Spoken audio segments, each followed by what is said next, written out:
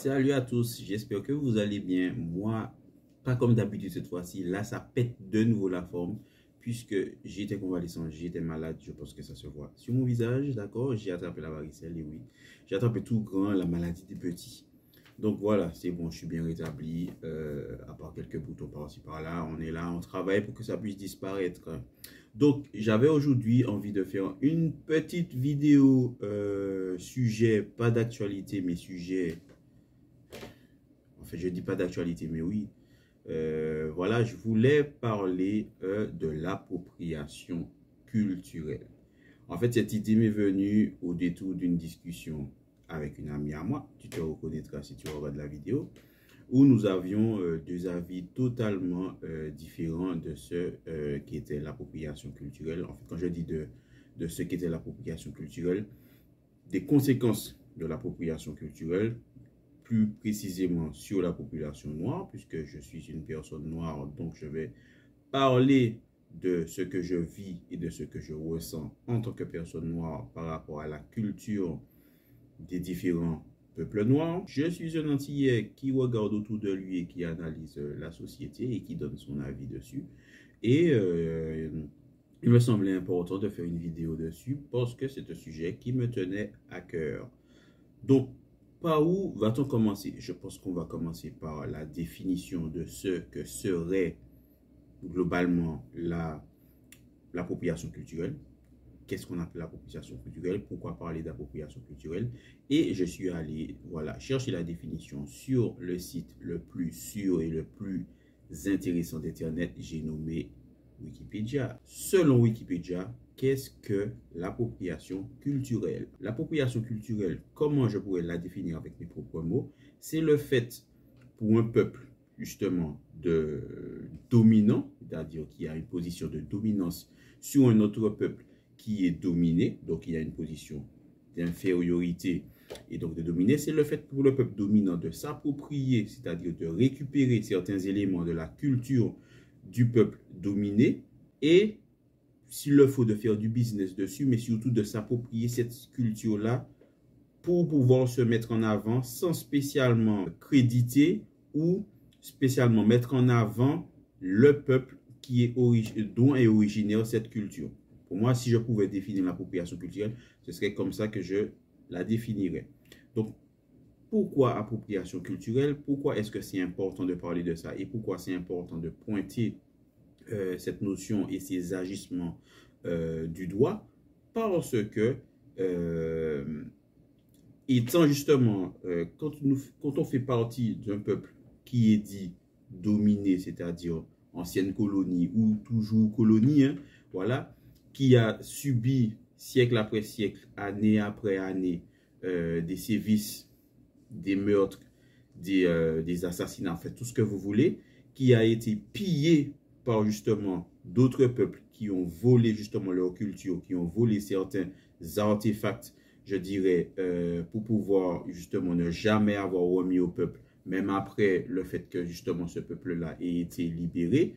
Là, quand je parle de ça, je veux donner comme exemple le fait d'avoir pillé certains monuments en Amérique, on va dire, du Sud ou en Afrique, et les artefacts de certaines cultures, de certains peuples se retrouvent exposés dans des musées en Europe, comme le British Museum ou bien le Louvre, comme vous voulez, mais ce sont des choses qui n'appartiennent pas à la culture européenne, qui ont été pillées pendant certaines guerres durant certaines années, certains siècles, et qui n'ont jamais été restituées justement au peuple concerné, ou on va dire au pays qui est concerné par cette culture-là. Donc selon moi, c'est se faire de l'argent, puisque les œuvres sont exposées, donc on paye pour pouvoir venir regarder ces œuvres-là, qui ne concernent même pas la culture européenne, mais qui vont concerner d'autres cultures. Tu payes pour pouvoir aller voir ces œuvres-là, alors qu'elles ne t'appartiennent pas. Elles ne t'appartiennent pas, je dirais, de droit, mais elles ne t'appartiennent pas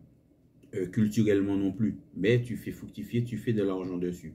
Quand on parle d'appropriation culturelle aussi, on va parler du monde de la mode, où tu as certains grands couturiers qui ont utilisé des accoutrements, des habillements de certaines cultures, de certains peuples, que ce soit africains, mais aussi natifs américains pour pouvoir mettre en avant certaines collections, alors que ce soit les coiffures ou bien les tenues vestimentaires qui ont été utilisées, ont un symbole dans ces cultures-là, mais ont été utilisées uniquement sur le plan de la mode. Mais les cultures, justement, d'où viennent ces accoutrements, n'ont pas été ni créditées, ni été mises en avant dans certains de ces défilés-là. Donc, c'est une certaine façon invisibiliser la culture de quelqu'un, justement, pour ton propre profit.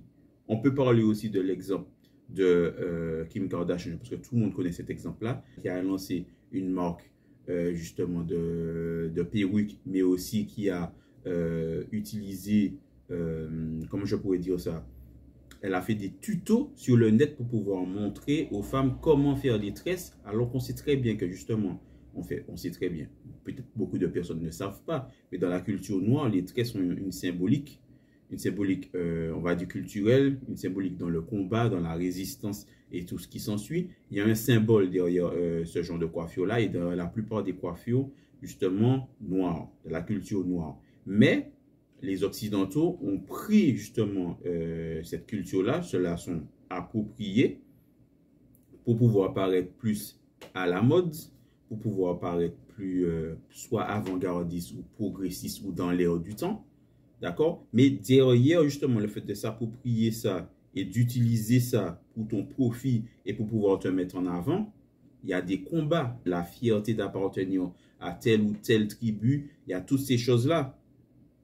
Et quand c'est une femme noire qui va porter justement ce genre, que ce soit de coiffure ou de vêtements traditionnels, la femme noire, elle va être pointée du doigt. Je parle de la femme noire, on peut très bien parler de l'homme noir aussi, mais on sait tous que justement dans la société, c'est majoritairement la femme noire pour diverses raisons qui va beaucoup être stigmatisée. Donc à ce moment-là, je vais souvent parler de la femme noire. Donc, mais il y a les hommes noirs aussi, hein, bien sûr. Et donc, comme je dis ça, la femme noire, elle est stigmatisée quand elle va porter des tresses, quand elle va porter son afro, quand elle va faire des locks, quand elle va essayer de mettre en avant sa culture, s'habiller dans des vêtements traditionnels, ça va paraître soit négligé, soit barbare, soit sauvage. Les traits de la femme noire et de l'homme noir aussi sont stigmatisés, alors que ce qu'on voit dans la société maintenant, c'est que tous les Occidentaux, ce qu'ils vont rechercher, c'est avoir les lèvres pulpeuses, avoir les formes généreuses, alors que les formes généreuses de la femme noire ont été justement diabolisées, sexualisées, tout ce que vous voulez en termes négatifs pendant des siècles et des siècles. Mais maintenant, c'est à la mode. Les coiffures aussi sont à la mode. Certaines tenues vestimentaires sont aussi à la mode. Le problème est que certaines personnes, quand je discute autour de moi, et c'est d'ailleurs pour ça que j'ai tenu à faire cette vidéo-là, quand j'ai commencé cette vidéo-là, je me suis dit que j'allais parler de l'anecdote que j'avais eue avec mon ami. Alors, nous étions en train de discuter et échanger sur justement l'appropriation culturelle et le fait que certaines personnes viennent pour pouvoir s'approprier notre culture, que ce soit aux Antilles, que ce soit en Afrique, peu importe là où vous voulez, s'approprier notre culture pour pouvoir faire du business et tirer du profit dessus. Et au-delà de la discussion, au détour de la discussion, elle me disait, oui, mais en fait, tu ne te rends pas compte, on parle d'appropriation culturelle, on a tendance à beaucoup se victimiser. Alors, le fait de se victimiser, il ne faut pas être hypocrite et il faut l'entrer dans la balance. Parce qu'il y a certaines personnes qui vont voir de l'appropriation culturelle et le mal partout. Je dirais qu'il faudrait nuancer justement les choses, mais ce n'est pas parce qu'on nuance les choses que la chose n'existe pas. C'est-à-dire que ce n'est pas parce qu'il faut nuancer les choses que l'appropriation culturelle n'existe pas. Et moi, c'est ce que j'essayais de lui faire comprendre avec mes mots, voilà, à travers notre discussion, qu'elle me disait que non, que nous voyons le mal partout et il faut arrêter justement de se victimiser, que l'appropriation culturelle, par exemple, les femmes noires, elles s'en rendent coupables également quand elles décident de mettre des perruques avec les cheveux lisses, quand elles veulent se refaire le nez pour pouvoir s'affiner le nez, quand elles veulent aussi défriser leurs cheveux ou se blanchir la peau, c'est s'approprier la culture des Occidentaux. Alors là, je n'étais pas du tout d'accord avec elle, je ne sais pas ce que vous pensez. Moi, je ne suis pas du tout d'accord avec elle parce que pour moi, ça, ce n'est pas de l'appropriation culturelle. Je la définirais plus comme de l'assimilation culturelle parce que l'homme noir, l'homme avec un grand H, homme-femme, l'homme noir a été justement stigmatisé pendant des siècles et des siècles. On lui a fait comprendre que ses cheveux n'était pas assez bien. Pour la culture, sa couleur de peau n'était pas bien. On nous a beaucoup infériorisés par rapport à ça. Et jusqu'à maintenant, c'est toujours le cas. Les traits très prononcés que nous avons, comme la bouche, on va dire, pulpeuse, le nez épaté et tous les traits que la population noire pourrait avoir, on nous a beaucoup justement stigmatisé sur ça. Donc, quand il y a une femme noire ou un homme noir qui se retrouve à faire de la chirurgie esthétique pour affiner son nez, ce n'est pas pour ça pour prier la culture d'un peuple occidental, c'est aussi pour essayer d'être accepté par ce peuple-là qui te rejette pendant des années, voire des siècles, et jusqu'à maintenant, ça continue. Voilà, le combat est continu, il n'est pas fini. Il faut continuer à se battre. C'est plus pour essayer on va dire, de s'intégrer dans cette société-là. Même chose pour les femmes ou les hommes qui vont se blanchir la peau parce qu'on connaît justement les effets néfastes, je dirais, du colorisme, d'accord? Et le fait que les personnes un peu plus claires sont mises plus en avant dans la société, ils vont avoir peut-être tendance à monter plus vite dans certaines sociétés ou bien même dans la société en général, c'est un fait. Si jamais en 2023, vous venez me dire « Ah, tu exagères, ce n'est pas vrai, il faut sortir de ce discours-là », c'est que vous ne regardez pas autour de vous et vous ne voyez pas ce qui se passe. Donc, quand une femme va mettre une perruque pour pouvoir avoir les cheveux lisses, quand un homme va aussi se défriser les cheveux, quand une femme, justement, ou un homme va se blanchir la peau, c'est pour pouvoir essayer de correspondre et de ressembler aux critères qui lui sont imposés depuis des siècles et des siècles, pour pouvoir paraître décent et décente et pour pouvoir être intégré dans cette société-là. Donc, selon moi, ce n'est pas de l'appropriation culturelle. Une culture, ce n'est pas un déguisement. D'accord? Ce n'est pas un déguisement, mais la manière qu'une couleur de peau, ce n'est pas un déguisement. Il faut que les gens réussissent à se mettre ça dans la tête. Et tant, puisque comment dire ça, je dirais, les oppresseurs, mais aussi les anciens oppresseurs et descendants d'oppresseurs, quand je parle de ça, je parle de la société, et des différents empires qui ont conquis le monde, et justement, et qui se sont mis en position justement d'oppresseurs pour pouvoir dominer d'autres peuples. Tous ceux qui sont descendants, ils n'ont jamais vécu vraiment ces injustices-là qui concernent le racisme et qui concernent la stigmatisation par rapport à certaines choses. Ils n'ont pas vécu ça. Donc, ils pourront essayer de se mettre, on va dire, à la place des peuples justement dominés et des peuples stigmatisés. Ils pourront essayer de se mettre à la place, mais ils ne vont jamais être à la place. Quand je vois justement sur certains réseaux, comme sur Instagram, qu'il y a certaines femmes pour pouvoir faire des vues, des femmes blanches qui vont venir se noircir la peau, se foncer la peau pour pouvoir paraître un peu plus dans l'air du temps, pour pouvoir gagner des likes, on va trouver que c'est super joli. Une femme avec les traits occidentaux, avec la peau foncée, on va trouver ça joli.